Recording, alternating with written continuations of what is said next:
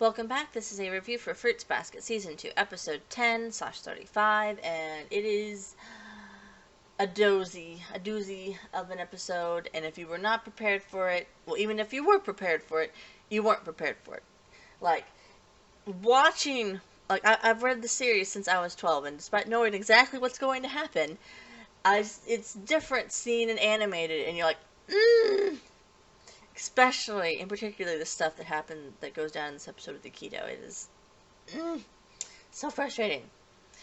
Alright, so we start the episode with Toru and the gang, in particular Yuki, saying that, oh, hey, tomorrow, the day after tomorrow, we're leaving the beach house, so tomorrow night we're going to set off fireworks. That's kind of our final, last fun thing to do. And Toru gets all excited about that, and she has to go run up, and she's like, oh, I'll go get and grab Momiji, because there was the Mogeta anime that they were gonna all watch together. And then I guess it was about to come on, and so she goes up there to go get Momiji, and she also thinks that she's going up there while, Kyo has changed a lot over the course of the summer, and so has Yuki. And then she thinks, what have I changed? And then before we can kind of go any further with that, she winds up overhearing Momiji and Kyo's conversation, which isn't like something like it's big shocking spoiler or shocking dramatic thing. She just winds up overhearing their conversation, and she's like, oh, it's so sweet. And that's because their conversation is that Kyo is talking with Momiji about how originally he thought that they were kind of stupid for abandoning Toru to go be with Akito, but now he realizes that they weren't just abandoning Toru just to abandon her, just so that they could go be with Akito. They left her behind so that way they could protect her. They were trying to protect her because he realized that because they all realized that if they had prioritized Toru over Akito, that Akito would most likely put Toru in danger by hurting her. So Kyo realizes, yeah, you guys were just really trying to protect her, and you weren't trying to just purposely abandon her. And Momiji's like, yeah, that's true. And he's like, but we were also kind of being selfish in that we wanted to spend time with Toru as well, but we couldn't. And that kind of wraps up that scene. It's really kind of cute and a sweet scene. Then we jump over to Akito and Shigure talking. And Akito's like, everything would be a lot better if you were just more kind to me, Shigure. And Shigure's like, oh, what are you talking about? I'm always kind to you. And Akito's like, no, you aren't. You used to be a lot kinder. You should act more kind. You should be the kind of kind that you used to be back in the day. And before anything can really happen there, Kureno ends up interrupting them and is like, oh, hey, Akito, we got a call from the main house, and they really need your help because of some issue that would be a lot easily settled if you were there. And so Akito goes to get up to leave, and Shigure's like, oh, does it have something to do with Ren? Not Rin, not Isuzu, but Ren, who I think this is the second time we've heard that name pop up. And Akito's like, oh, what, you want to know what business is going on here? Well, too bad for you. And they just him and Kureno just up and leave, and it's like, okay. And Shigure's like, pouty face. He does not have a happy face on. And then we jump back to Momiji, and he's clearly getting ready for bed. He's in his pajamas, and he's over there being all excited, clearly, about the fireworks. And in an almost scene out of a horror movie, he walks by the glass door window, and all of a sudden Akito shows up, and he's like, Akito? So he walks out there, and he's like, Akito, what are you doing out here?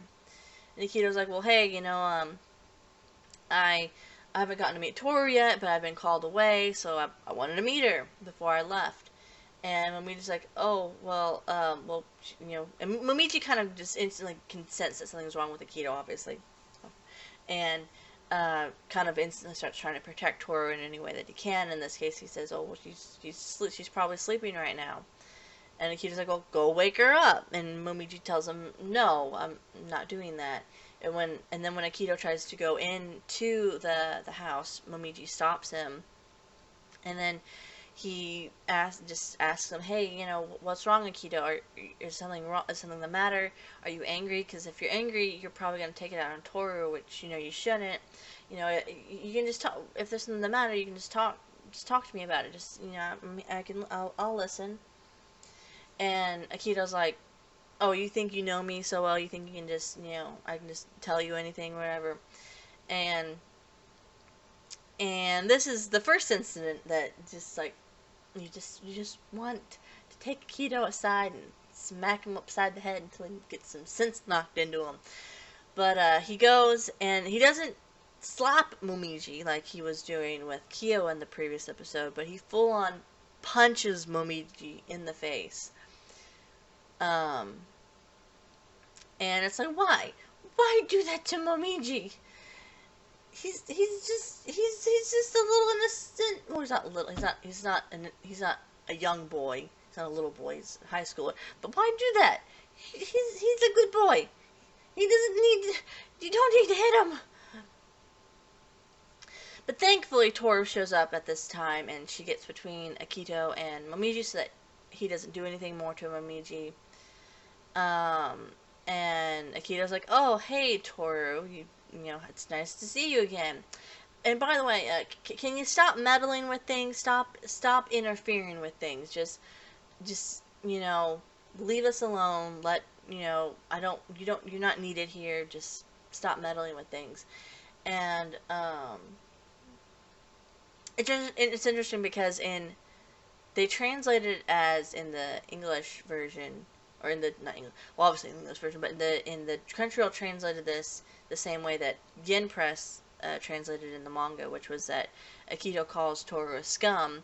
But I'm curious what the dub will do, because I know that in the original Tokyo Pop version, that Akito called Toru, and without actually saying the word, because I don't want to get in trouble here, with monetization, well, not that I'm even monetized or whatever, but still, in the Tokyo Pop version, Akito says to Toru,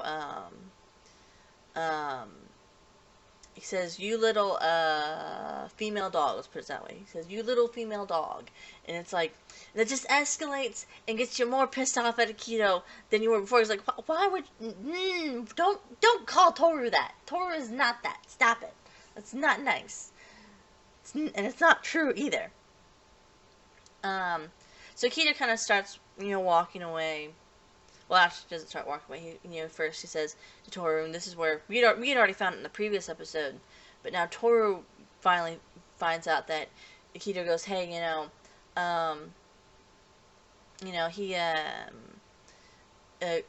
Kyo will be, once he graduates high school, he will be locked up and confined for the rest of his life, just like the previous cat, Kazuma, or Kazuma's grandfather. And Yuki and all the rest of the Zodiac animals will eventually come back to him. And it will be a forever, unchanging, eternal banquet. Nothing will ever change. Which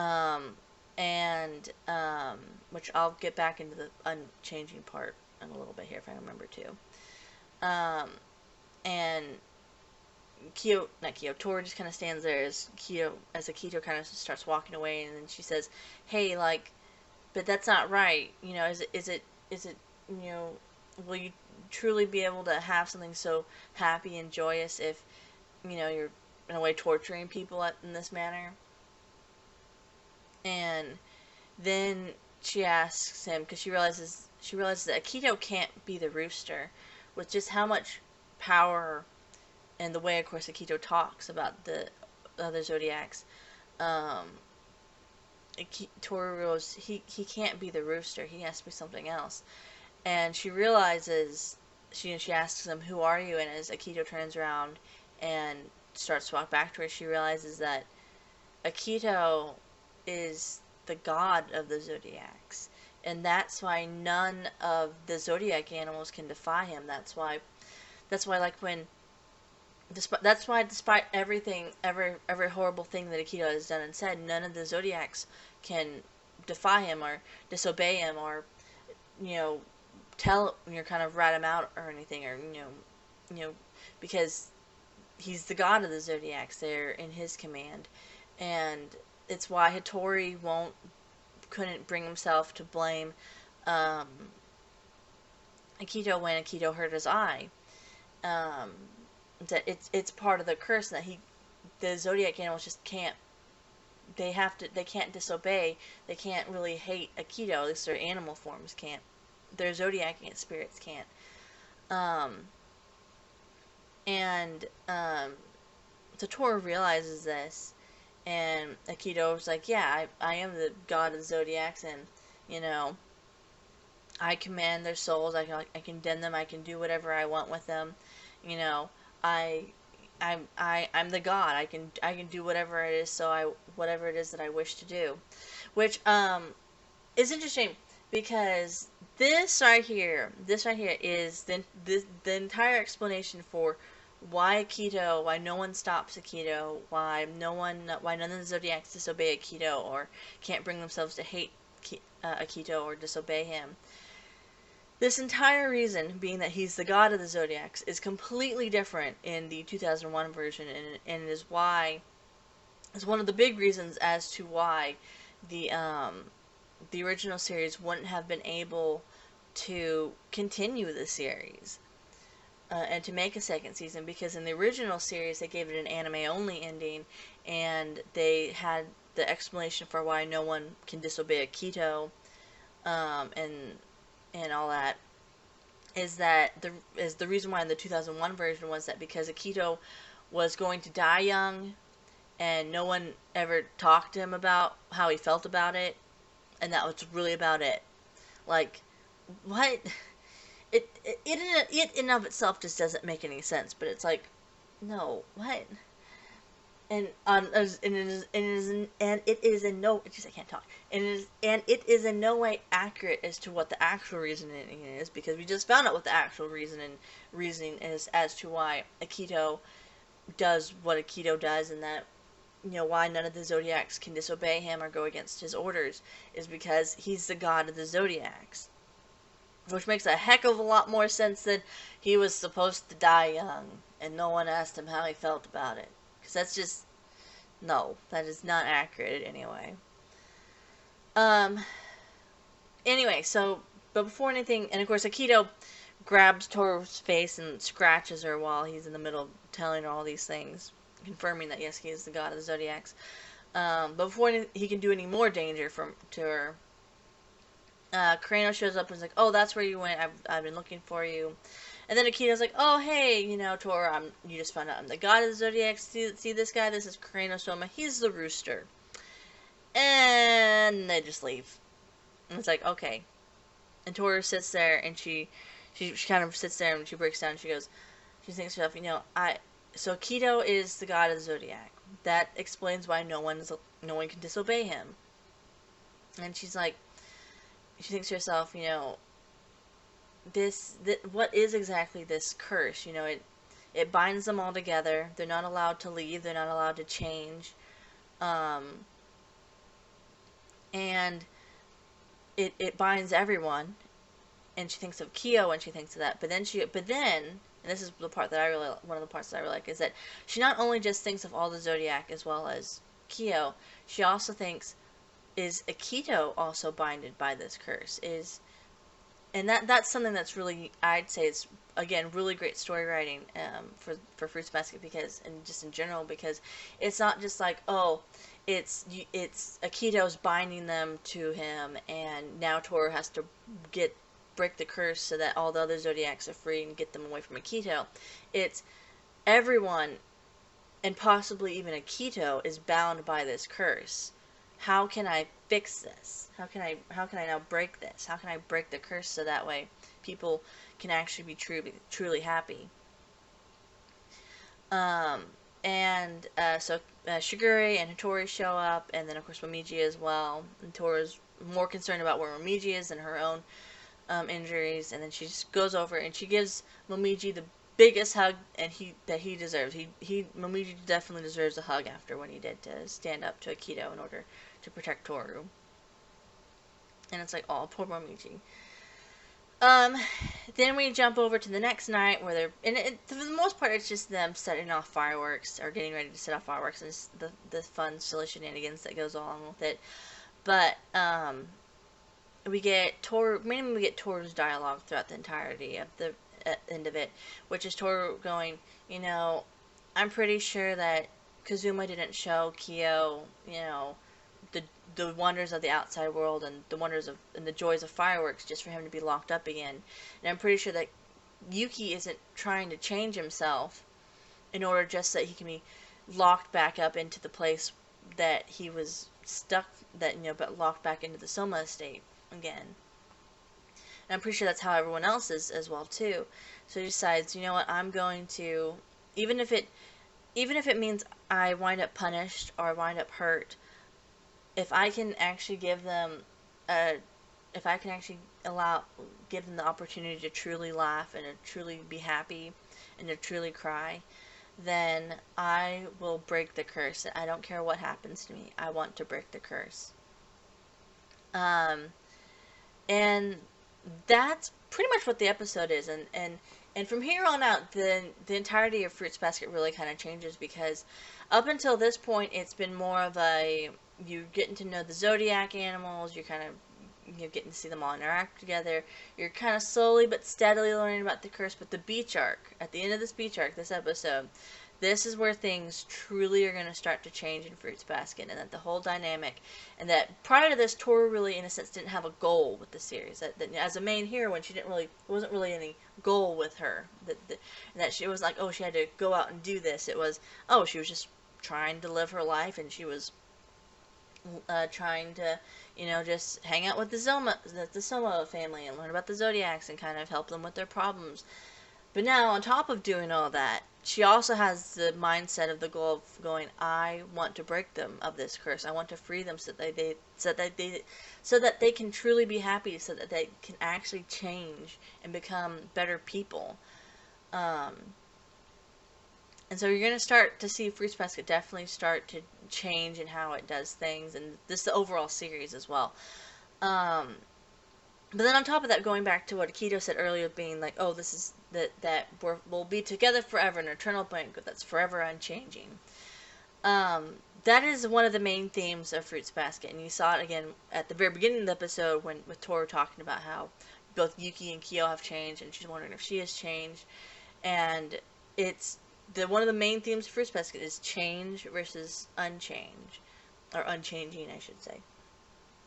And you're gonna see that dynamic, that the change versus unchange thing kind of pop up, and you're gonna see it more and more throughout the series. You'll see it with the curse itself, as well as you'll see it with Akito and with Toru as well. You'll definitely see some of that theme that will pop up in there. But that is the end of the beach arc, and it is it's a doozy. It's been a crazy ride. There's a lot of things that happened, and it's only going to get more interesting from here, and not necessarily in the way that a lot of people might think, or maybe in the way that people might think. You'll find out as we go along. But that's really about it. So thanks for watching, and bye for now.